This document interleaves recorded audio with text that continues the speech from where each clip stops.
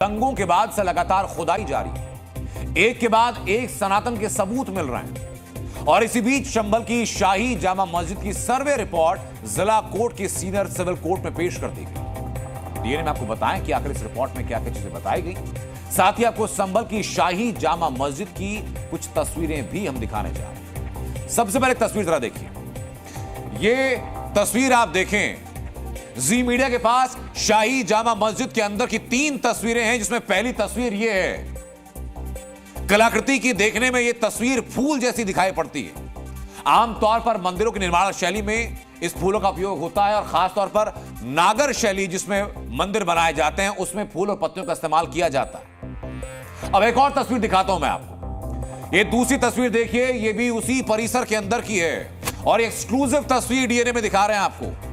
मस्जिद के अंदर, उस परिसर के अंदर वट वृक्ष मौजूद है और 2 वट वृक्षों का दावा है जो स्थानीय लोग कर रहे हैं। वट वृक्ष की पूजा सनातनी परंपराओं का अभिन्न हिस्सा हमेशा से रहा है और यह वही सबूत अंदर बताया जा रहा है। एक और तस्वीर सर्वे के दौरान की और परिसर के अंदर की मैं दिखाता हूं आपको। यह तीसरी तस्वीर जरा आप देखिए, इसमें आपको एक स्तंभ नजर आएगा।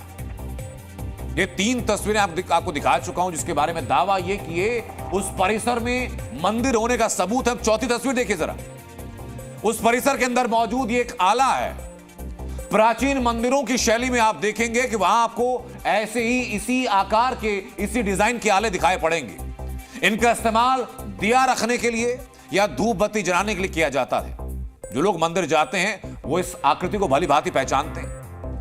ये एक्सक्लूसिव तस्वीरें आपने देखी। आपको संभल की शाही जामा मस्जिद इस सर्वे रिपोर्ट में क्या दर्ज है उसके कुछ इंपॉर्टेंट पॉइंटर्स दिखाता हूं। इस रिपोर्ट में करीब 1200 तस्वीरें हैं जिसमें बताया गया कि संभल की मस्जिद के मंदिर होने के प्रमाण मिले हैं और मस्जिद के अंदर 2 वट वृक्ष हैं। हिंदू धर्म में मंदिरों में वट वृक्ष की पूजा की प्रथा दिखाई पड़ती है। इसी परिसर के अंदर एक कुआं है जिसके बाहरी हिस्से को ढक दिया गया।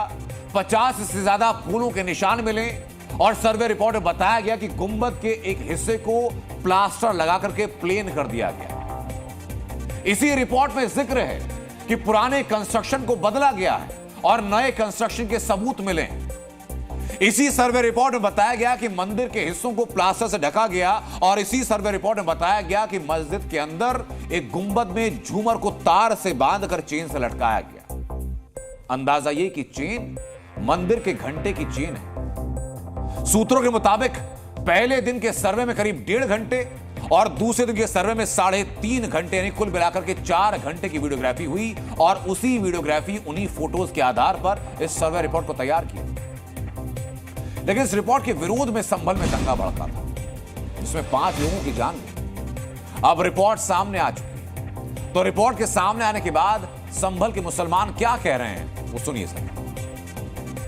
माननीय उच्च न्यायालय द्वारा जो अपना आदेश में कहा था कि जो भी रिपोर्ट सर्वे की आएगी वो गोपनीय होगी, वो लिफाफा सील होगा। या तो वो कमिश्नर साहब ने अपनी रिपोर्ट लीक की है जनता को, जिस तरह की बातें अफवाहें सुनने को आ रही हैं, या तो उन्होंने अपनी लीक की है रिपोर्ट सर्वे कमिश्नर ने। अगर ऐसी कोई खबरें आ रही हैं तो यह वो अफवाह है, और अगर ये अफवाह नहीं है तो फिर वकील कमिश्नर ही इसका जवाब दे सकते हैं कि वो लीक कैसे हुई और जनता तक कैसे गई। तो जो शाही जामा मस्जिद की जो सर्वे रिपोर्ट सौंपी गई, सूत्रों के मुताबिक वो इशारा कर रही है कि मस्जिद को मंदिर के ऊपर बनाया गया। अब देखना यह होगा अंदाज इस बात का है कि आगे की कानूनी प्रक्रिया क्या होने वाली है।